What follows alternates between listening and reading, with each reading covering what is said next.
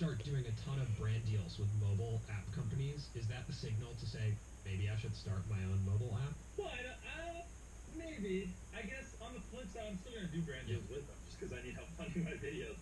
And on the same token, if someone was 1 million subscribers and applied that logic, they probably couldn't afford to fund the app. You know what I mean? So if you're at our point, yes, I think for a lot of more medium-sized people, probably not. And I also am fortunate enough to have like a great team to help me with my YouTube channel and great team to help with all this other stuff. If you're more like a lone creator with just like an editor and a camera guy, like it would probably be very hard to juggle all the things you're juggling. So yeah, with a grain of salt, yes. I guess like it's a similar thought to Beast Burger. Like that could have been a partnership with, some big chain, right? Oh yeah, we had some big chains that so we wanted to partner with some restaurants, and none of them were interested because everyone saw how well Travis Scott did and stuff like that. And so then we're just all right. We'll just launch our 300 restaurants. Now we're up to 450. We should be in the thousands by the end of the year. And now they want to partner with us and they want to drop a burger. And it's like, well, now it doesn't make any sense to have my own restaurant. Like, I don't want to put anyone on blast, but we've had people want us to drop something on their menu, and it's like, why? I have my own menu. You know what I mean? I wish I could say, but I don't want to ruin what we have coming up. There's some big drops on the Beast Burger menu coming up. I mean, let's just say, like, we're going to be collabing with a lot of YouTubers, and if you're a big YouTuber and you want to drop something on our menu, let me know. So we'll just put it that way. I think people are going to be really surprised with what we're about to do on Beast Burger, and it's going to get pretty crazy. I think one of the interesting things about you is that you also have a really unique management side in Night Media, like one of the most well-known that's doing a lot of things with you. I would like to know, like, how do you and Night Media interact on like a week-to-week basis, you and Reed? Like, what does that look like? If you could take us behind the scenes of what it looks like for a creator like yourself to interact with their management company.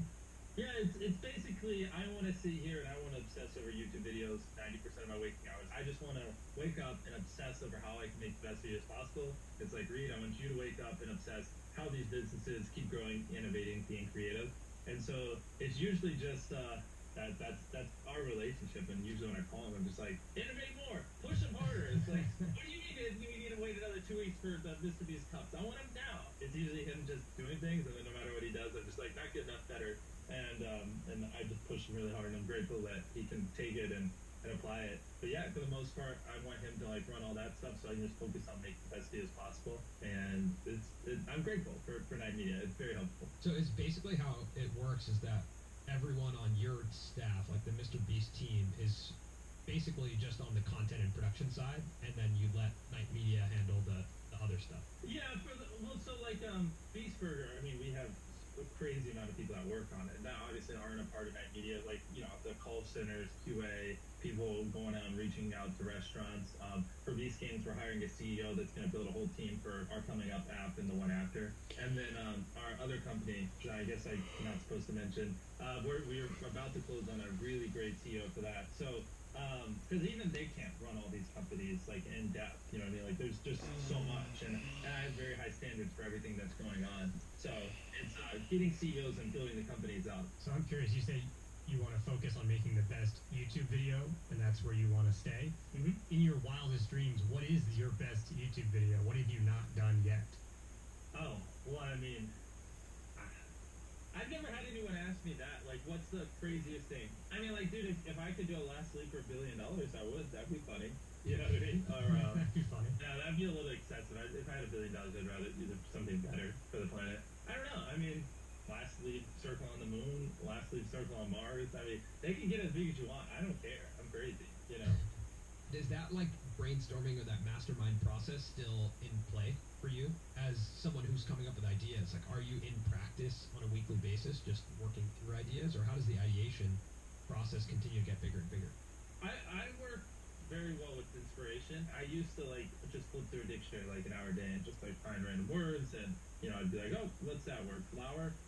Can I give my girlfriend 100,000 flowers on Valentine's Day? Oh, that sounds kind of cool. Because like I just take in random words, I see what pops in my head, and like so I love taking inspiration, and that's always worked very effectively for me. It's really just, I pay people to like give me tons of different things to get inspired off of. My brainstorming is just like getting as much data as possible and as much stuff and having people collect it and hand it to me. And then I just look at it and I I just see what pops in my head and see how it inspires me. I mean, honestly, we have hundreds of video ideas. I like, so I don't do it as much anymore. I used to brainstorm an hour a day, but at this point, it's kind of overkill. You know what I mean? And I'm happy. I just want us to keep pushing the boundaries and innovating and improving. And like, if you're not improving, you're dying. I firmly believe that. So every video on every channel, I just want us constantly getting better. And we have some really great people here that are making sure that happens. Outside of YouTube, what's like the next platform that you're excited about? Is there another platform like TikTok or Twitter or like the second platform that you're like, that's where I like? No, I mean, I like all of them, and they have their use. Like, I'm not one of those people that's like, YouTube's superior, everything sucks. Like, I understand why everything exists.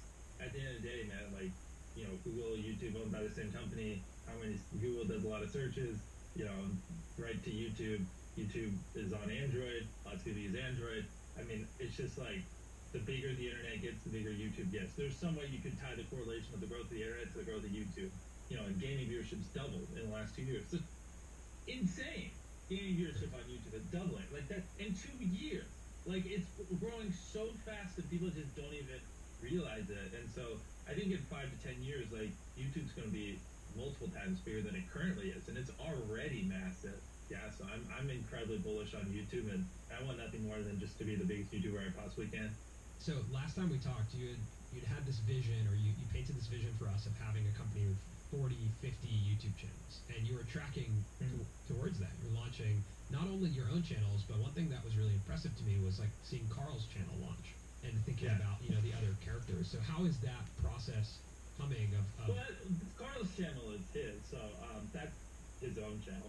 But yeah, like the Mr. Beast channels and stuff like that. It's coming along well. I do think like in 2 years, there'll probably be 10 plus Mr. Beast channels. But I need is more friends. Like, I can't just expect Carl, Chris, and Chandler just to be in everything all the time.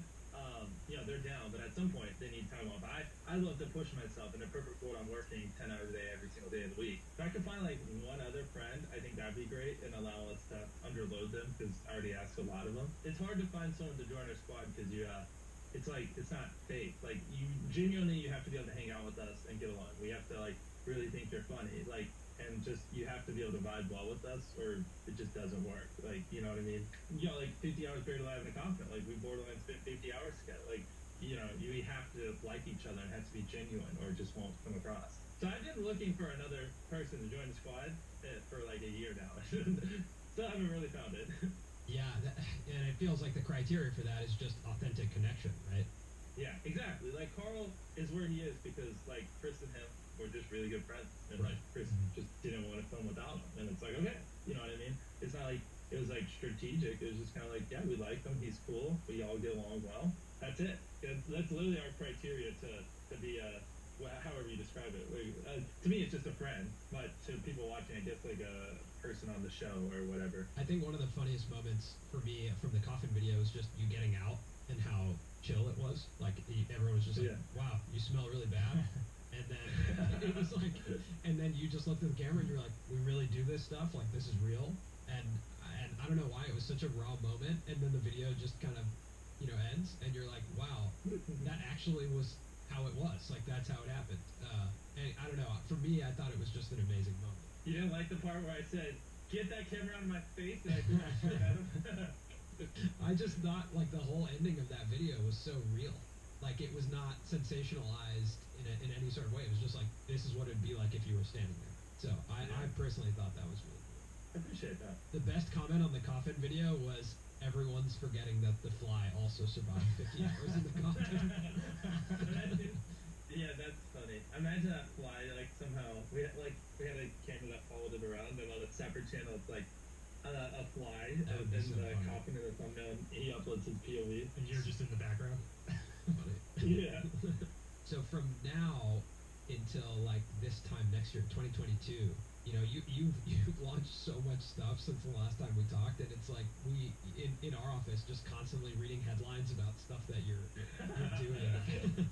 And like getting lost in the headlines. Yeah. I know. It's like, honestly, I don't even think that many people noticed we launched Peace Philanthropy. I'm just like, yeah, I do my charity and everything, and I was like, oh, cool, it's Mr. Beast being Mr. Beast. At this point, I don't even, like, people are just so used to us doing big things that it's kind of funny. I do think, though, that box idea, I can't get that out of my head. The box idea you had is actually very revolutionary across problem of like homelessness. So and Agreed. Dude, we got all kinds of good stuff. Like I just need great people. We're always hiring. Like every company, every channel, everything. I mean, we're probably trying to hire dozens of people at the moment.